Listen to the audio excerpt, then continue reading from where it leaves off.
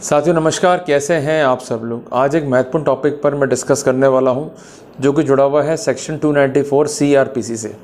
साथियों, कई बार आपने सुना भी होगा कि अगर गलती डॉक्टर की है तो आदमी 3 फुट नीचे चला जाता है, पर अगर गलती वकील की है तो आदमी 3 फुट ऊपर जाके जो है टंक जाता है। साथियों, इस केस में जो गलती कंसर्न्ड एडवोकेट की रही कि उन्होंने कुछ डॉक्यूमेंट्स को एडमिट कर लिया, और वो गलती इतनी भारी पड़ी क्लाइंट के लिए कि हाईकोर्ट से एक जीवन दान मिला, पर वो जीवन दान भी इस ग्राउंड पर विफल हो गया कि वकील साहब ने कंसर्न डॉक्यूमेंट्स को एडमिट कर लिया था।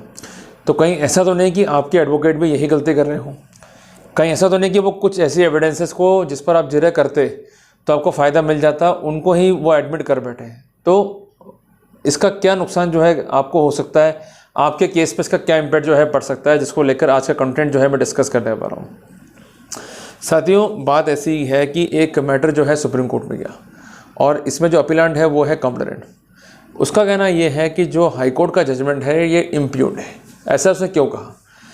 उसका कहना यह था कि जो इलाहाबाद हाई कोर्ट है उसने क्रिमिनल अपील जो कि फाइल करी थी अक्यूज ने, उसको जो है अलाउ कर दिया और गलत तरीके से उसको अलाउ किया गया, और अल्टीमेटली जो राइट्स है परिवादी पक्ष के उसको हाई कोर्ट ने जो है अफेक्ट कर दिया।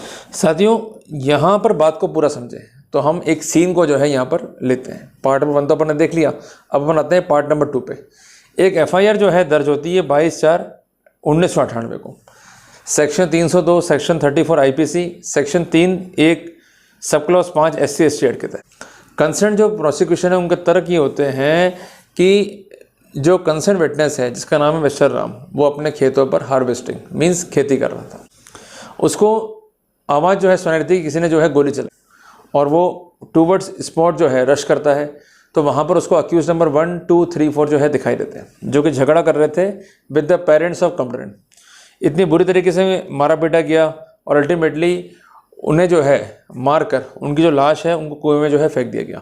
ये बात जो है कंसर्न विटनेस जो है बताता है परिवादी को, और कंसर्न कंप्लेनेंट जो है इस मामले में जो है रिपोर्ट करता है मैटर पुलिस को। पुलिस जो है इस रिपोर्ट के बेसिस पे मौके पर प्रोसीड करती है, जो मौके की एविडेंस है उसे कलेक्ट करती है, और लास्ट का पोस्टमार्टम एग्जामिनेशन के लिए उसे कंसर्न्ड हॉस्पिटल में जो है भेजा जाता है।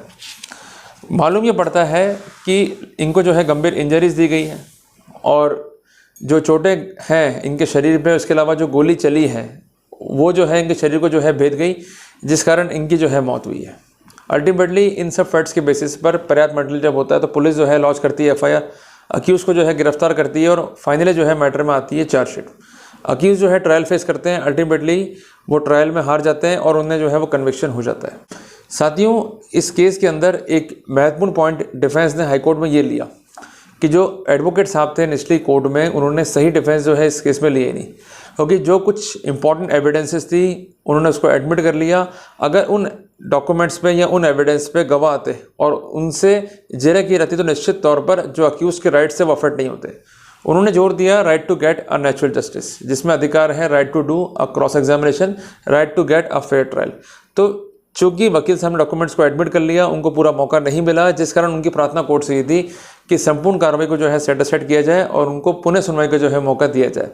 तो हाईकोर्ट ने इनकी बात को कंसिडर किया, समझा, और इस मामले में कंसर्न जो अक्यूज है उनके पक्ष में जो है आदेश कर दिया, और सेक्शन 294 CRPC को उन्होंने दरकिनार कर दिया। मामला जो है सुप्रीम कोर्ट में गया। अब सुप्रीम कोर्ट में जो परिवादी पक्ष है उनका कहना यह था कि हर व्यक्ति को अधिकार है डिफेंड करने का, इसमें कोई शक नहीं है। अगर अक्यूज को राइट नहीं मिला फेयर ट्रायल का तो निश्चित तौर पर यह मॉकरी ऑफ जस्टिस होगा, और फेयर ट्रायल आर्टिकल 21 संविधान का एक पार्ट है। पर कुछ एक्सेप्शंस भी जो है यहाँ पर है, और पहला एक्सेप्शन है 294 CRPC, जो ये कहता है कि अगर कोई व्यक्ति या उसका एजेंट कंसर्न एविडेंसेस को, चाहे वो डॉक्यूमेंट्री फॉर्म में है चाहे ओकुलर फॉर्म में है, उसको एडमिट कर लेता है, तो इस सिनेरियो के अंदर उनका कोई भी प्रूफ जो है देने की आवश्यकता नहीं होती है। यहाँ पर जो भी एविडेंसेस रिकॉर्ड पर रखी गई वो थी पार्ट ऑफ चार्जशीट, पर जैसे ही एविडेंस ऑफर हुई डिफेंस को तो डिफेंस काउंसिल ने इन एविडेंसेस को एडमिट कर लिया। जैसे ही एडमिशन दे दिया इस पर, तो वहाँ पर सेक्शन 294 CRPC का प्रोटोकॉल लागू हो जाएगा, और जैसे प्रोटोकॉल लागू होता है तो by the virtue of section 17 of evidence act किसी भी रूप में कंसर्न जो अक्यूज्ड है अब उन एविडेंसेस से डाइवर्ट नहीं कर सकता है, और बगैर किसी फॉर्मल प्रूफ के उन एविडेंस को कोर्ट जो है रीड कर सकता है और उनके बेसिस पे जो है इंटरप्रिटेशन कर सकता है।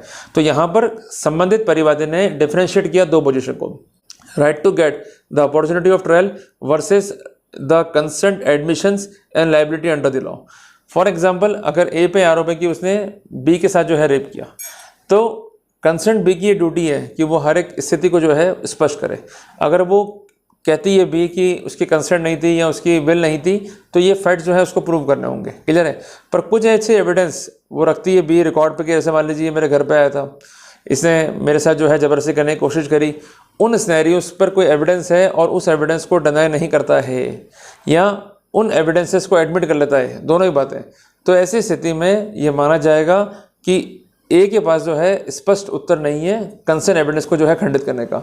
तो वही प्रिंसिपल जो है यहाँ अप्लाई किया जाएगा कि अगर हमने कोई एविडेंस कलेक्ट करी है और उस एविडेंस को आपको जो है अवेल कराया है कि आप उस पर जिरह करो, पर जब गवाह कोर्ट में खड़ा है उससे पहले ही आप कोर्ट को ये कहते हो कि उन एविडेंसेस को हम एडमिट करते हैं, there is no need to call the evidences. तो उस सिनेरियो में जब आपको कन्विट होता है और वो एविडेंस कोर्ट मानता है मटेरियल, तो बाद में आप उसको इस पॉइंट पे चैलेंज नहीं कर सकते हो कि आपको जिरह का अवसर नहीं मिला। जब जिरह का अवसर आपको अवेल हुआ था तब आपने सेक्शन 294 सीआरपीसी के तहत एविडेंस को जो है एडमिट कर लिया। तो यहाँ पर कुछ महत्वपूर्ण जजमेंट पे जो है निर्भर किया गया। पहला जजमेंट था सोनू बनाम स्टेट ऑफ हरियाणा का, जजमेंट है 2017 का। ये जजमेंट है शमशेर बनाम स्टेट ऑफ हरियाणा का, जजमेंट है 2016 का। इसके अलावा फैसला है अख्तार बनाम स्टेट ऑफ उत्तरांचल का। इन तीनों ही फैसले में सेक्शन 294 सीआरपीसी के महत्व को जो है डिस्कस किया गया और ये स्पष्ट किया गया कि अगर कोई एविडेंस कोर्ट में आ रही है और डिफेंस जो है उसको एडमिट कर लेता है तो वहाँ पर प्रोसिक्यूशन का कोई भी दायित्व नहीं है इस तरह की एविडेंसेस को एडमिट करने का।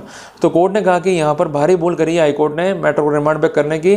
मैटर को रिमांड बैक करने की बजाय कोर्ट को अपना फैसला जो है सुना देना चाहिए था, तो कोर्ट ने हाईकोर्ट का फैसला जो है रद्द कर दिया और जो फैसला ट्रायल कोर्ट का था उसको वहाँ पर अपील कर दिया।